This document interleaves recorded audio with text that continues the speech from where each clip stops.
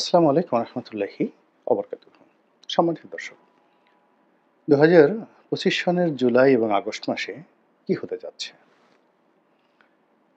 গত বছরের মধ্যেও এইবারও কি জুলাই আগস্টকে কেন্দ্র করে আমাদের শাসন ব্যবস্থায় নতুন কিছু ঘটবে? এই জুলাই আগস্টে কি আবার আওয়ামী লীগ ফিরে আসার চেষ্টা করবে তাদের সেই ফ্যাসিবাদী চরিত্র নিয়ে? এই সময়টিতে দিল্লি কিংবা আমেরিকা বাংলাদেশ শাসন ব্যবস্থায় তারা নতুন করে নাক গলাবে?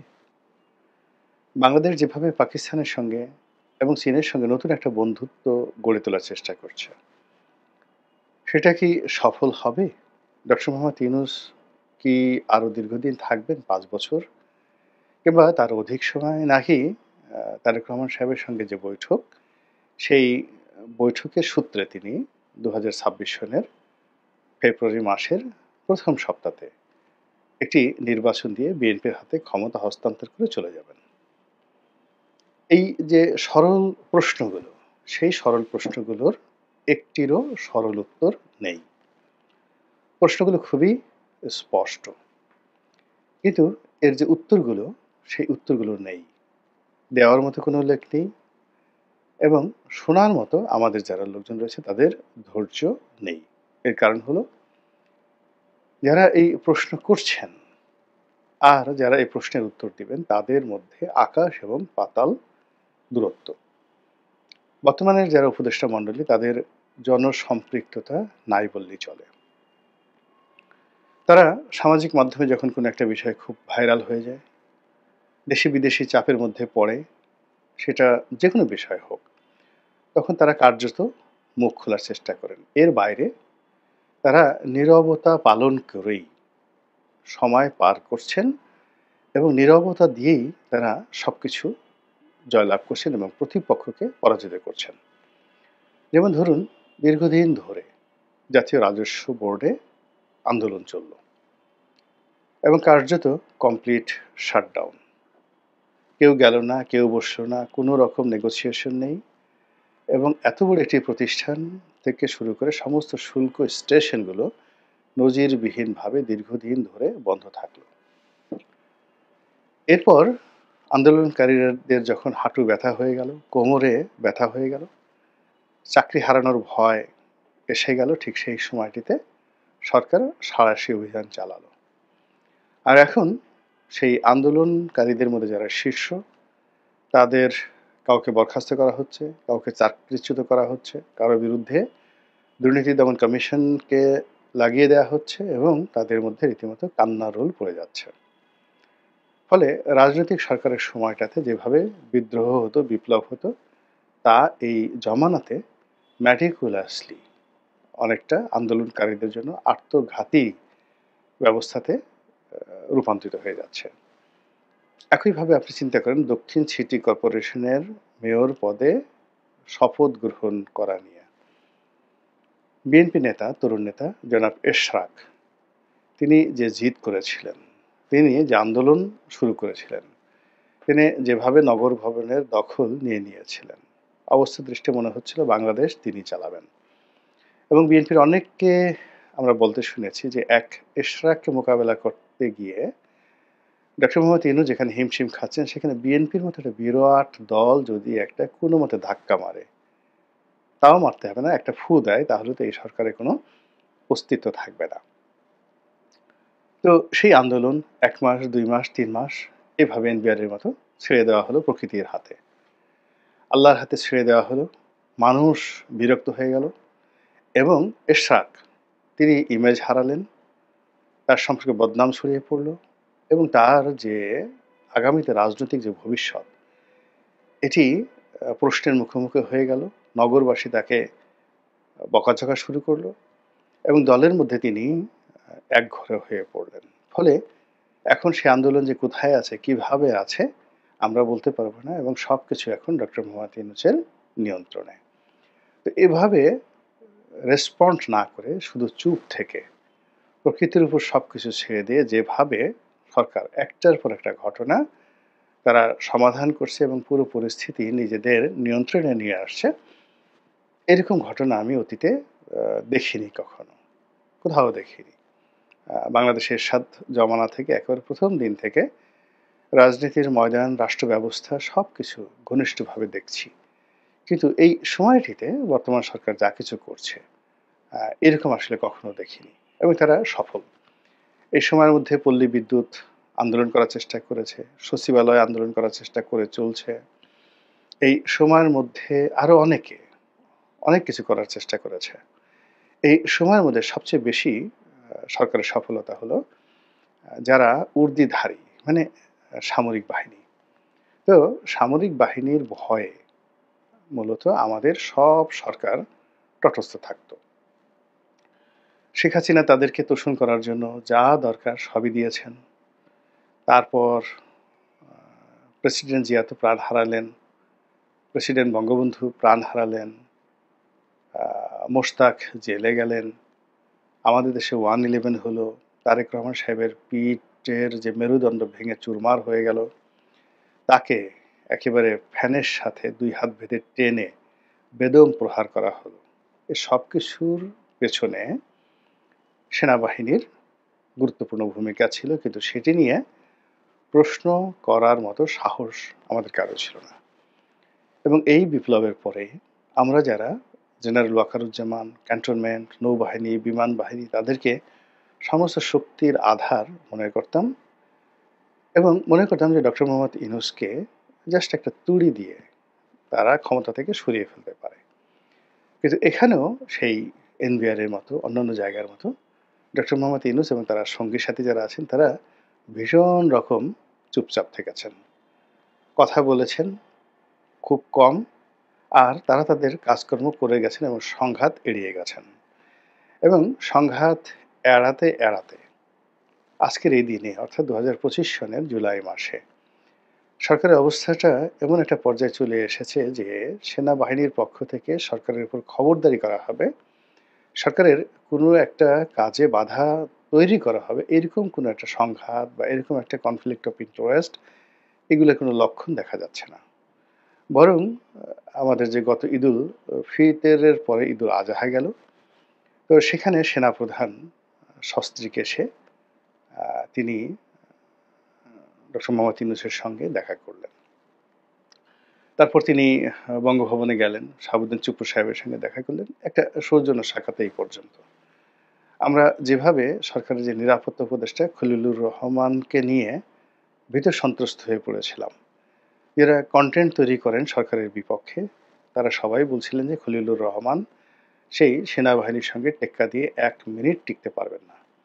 তিনি সেই পার্সোনা নন গ্রাটা, অর্থাৎ তাকে ক্যান্টনমেন্টে ঢুকতে দেওয়া হচ্ছে না এবং তার মতো একজন আমেরিকান লবিস্টের লোককে ডক্টর মোহাম্মদ ইউনূস নিরাপত্তা উপদেষ্টা হিসেবে নিয়োগ দিয়ে যে অন্যায় করেছেন তার ফল তাদেরকে ভোগ করতে হবে। এবং মধ্যে তো এমন একটা পরিস্থিতি তৈরি হয়েছিল যে ক্যান্টনমেন্টের যে মনোভাব সেই মনোভাবের সঙ্গে তাল মিলিয়ে বাংলাদেশের প্রধান রাজনৈতিক দল বিএনপি, সেই বিএনপি খলিলুর রহমান সাহেবের পদত্যাগ চেয়ে বসলেন এবং সঙ্গে সঙ্গে আরও কয়েকজন উপদেষ্টার পদত্যাগ চেয়ে বসলেন। এখানেও সরকার খুব নীরব ভূমিকা পালন করলেন এবং ধীরে ধীরে দেখা গেল যে সমস্ত কাজই তারা খলিলুর রহমান সাহেবকে দিয়ে করাচ্ছেন।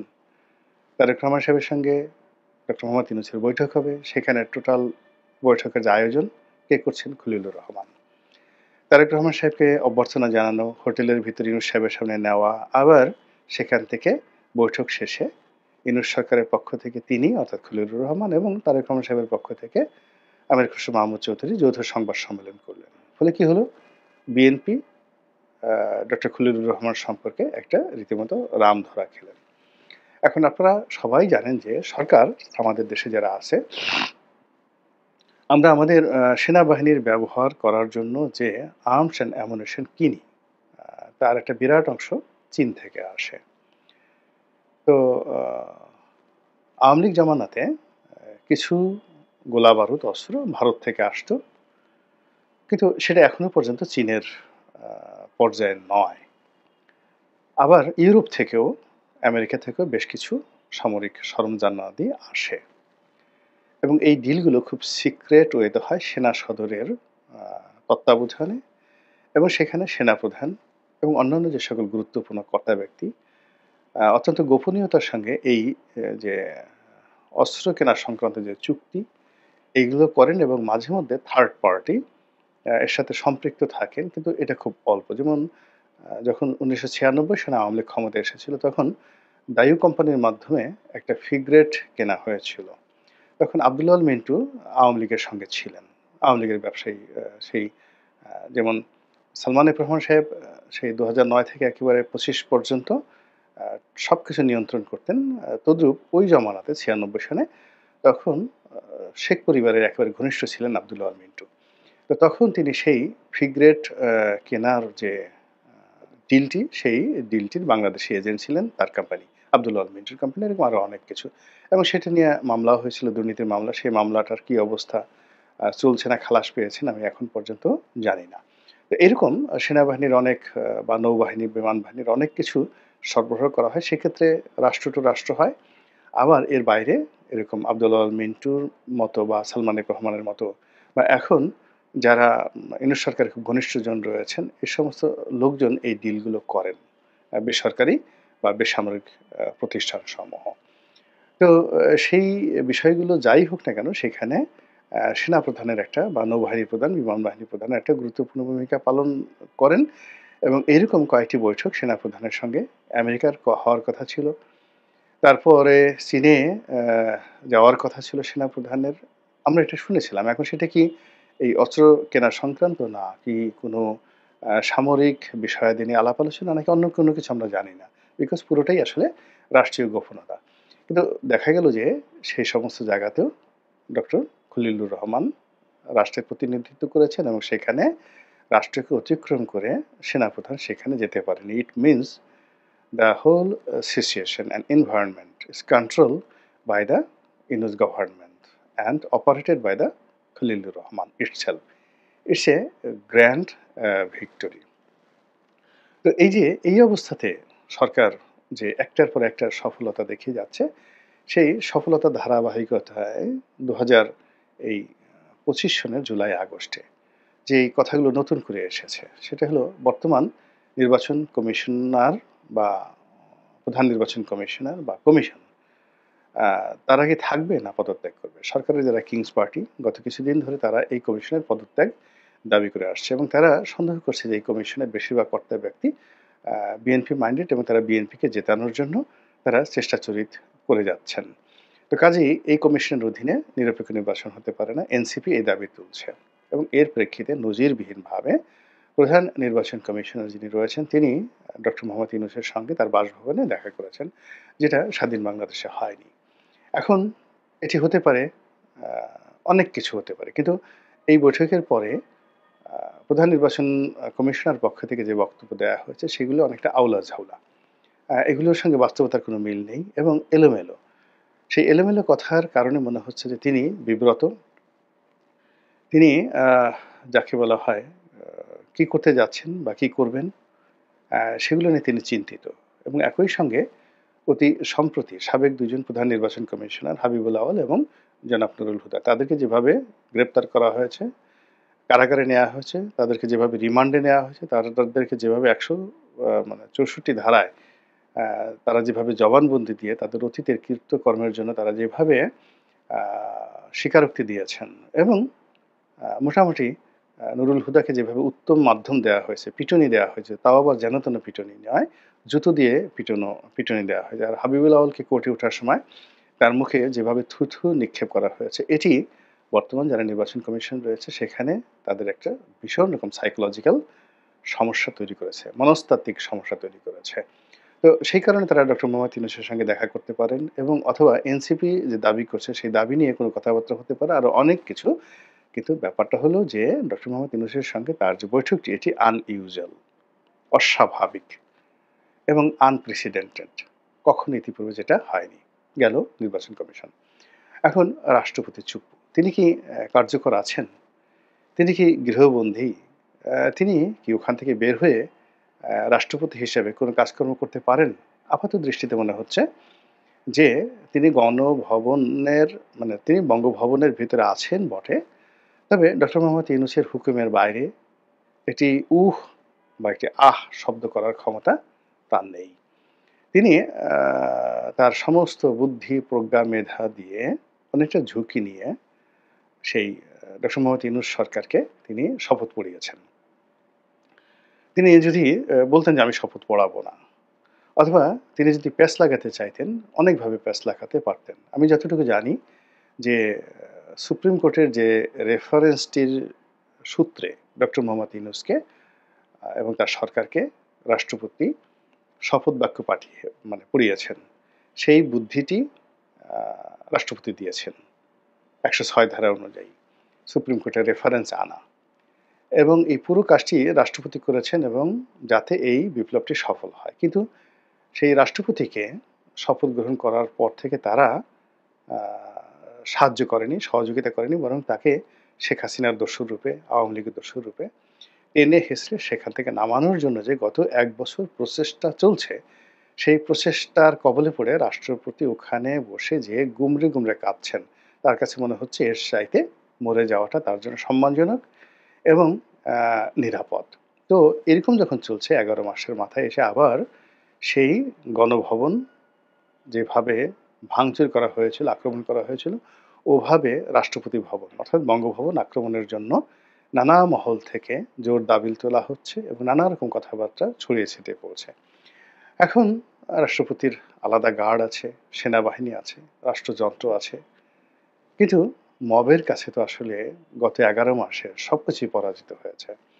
মব যেভাবে চেয়েছে, মবক্রেসি যেভাবে চেয়েছে, ওভাবেই আসলে বাংলাদেশে রাজনৈতিক দলগুলো, রাজনৈতিক সিদ্ধান্তগুলো হয়েছে। তো সেই ক্ষেত্রে বঙ্গভবনকে নিয়ে যে মব তৈরির চেষ্টা চলছে, সেটির শেষ পরিণতি কোথায় যায় সেটাই দেখার বিষয়। আল্লাহ আমাদের সবাইকে হেদায়েত দান করুন এবং হেফাজত করুন। আসসালামু আলাইকুম ওয়া রাহমাতুল্লাহি ওয়া বারাকাতুহু।